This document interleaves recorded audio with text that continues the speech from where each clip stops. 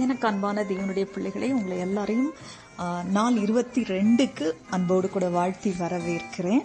இன்றைய நாளுக்குரிய தலைப்பு காத்திருக்கும் போது கதறி அழு. இன்றைய நாளுக்குரிய வேத பகுதி யாத்ராகமம் 23:25. உன் தேவனாகிய கர்த்தரையே சேவிக்க கடவீர்கள், உன் அப்பத்தையும் தண்ணீரையும் ஆசீர்வதிப்பேன், வியாதியை உன்னிலிருந்து விலக்குவேன். வேதாகமத்துல நமக்கு நிறைய வாக்குத்தத்தங்கள் கொடுக்கப்பட்டிருக்கு. ஒரு சிலது நமக்கு நேரடியாகவே பர்சனலா கொடுக்கப்பட்டிருக்கு, ஒரு சிலது சபைக்காக கொடுக்கப்பட்டிருக்கு, ஒரு சிலது நிறைவேறி இருக்கிறது, ஒரு சிலது நிறைவேறாமல் இருக்கிறது.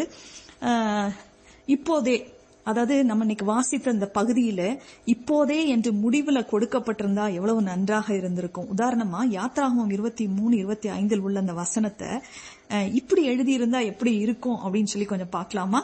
உன் தேவனாகிய கர்த்தரை சேவியுங்கள், இப்பொழுதே உன் அப்பத்தையும் தண்ணீரையும் ஆசீர்வதிப்பேன், இப்பொழுதே உன் வியாதியை உன்னை விட்டு விலக்குவேன் அப்படின்னு தான் ரொம்ப நல்லா இருந்திருக்கும்ல. அதாவது ரைட் நவ், இப்பவுமே இந்த பிளஸிங்ஸ் எல்லாம் நமக்கு கிடைச்சிருந்தா எவ்வளவு நல்லா இருக்கும்.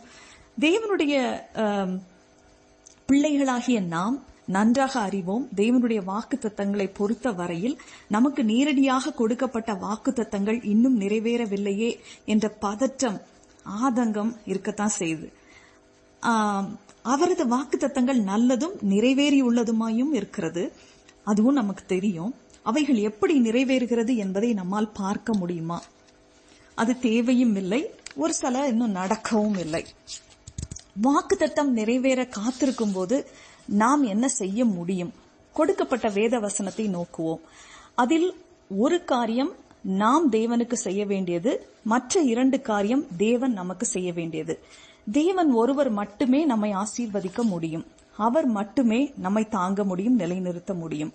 அவர் ஒருவரே நமது சரீரத்திலும் ஆவியிலும் இருக்கிற வியாதியையும் நோய்களையும் இவன் தேசத்திலும் அழிக்க முடியும், அழிக்கக்கூடிய வல்லமை உடையவர் அவரே. விசுவாசிகளே அவருடைய வாக்குத்தத்தங்கள் நிறைவேறுகிறதற்காக காத்திருக்கும் போது அவரை அதிகமாக அதிதீவிரமாக சேவிப்பதே நமது வேலை. அவரை ஒரு மனதுடன் நேசிப்பதின் மூலமும் நம் அண்டை வீட்டாருக்காக, நம்ம நெய்பர்ஸ்க்காக தேவனிடம் கதறி அவருடைய கிருபை அவர்களுக்கு கிடைக்கும்படியாகவும் நமது நம்பிக்கையை குறித்த காரணத்தை அவர்களுக்கு பகிரவும் வேண்டும்.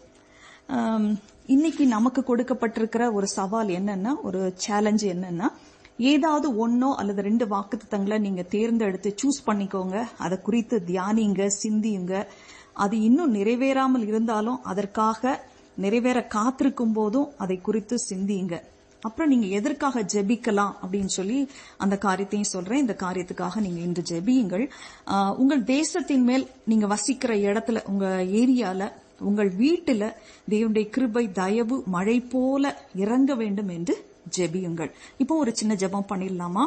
எங்களை நேசிக்கிற எங்கள் அன்பின் பரலோக தகப்பனே, இன்றைய நாளுக்குரிய தலைப்புல கொடுத்தது போல நாங்க வாக்குத்தத்தங்கள் நிறைவேற காத்திருக்கும் போதும் கூட உம்மை அதிகமாக முழு மனதோடு நேசிக்கவும் சேவிக்கவும் எங்களுக்கு கிருபையை கொடுங்கப்பா.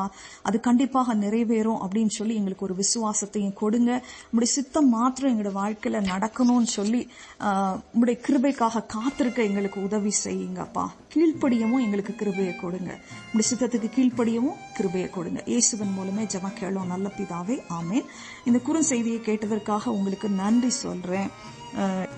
இது உங்களுக்கு ஆசீர்வாதமாக இருந்தது என்றால் உங்களோட ஃப்ரெண்ட்ஸ் அண்ட் ஃபேமிலிக்கு நீங்க ஷேர் பண்ணுங்க. தேங்க்யூ. God bless you.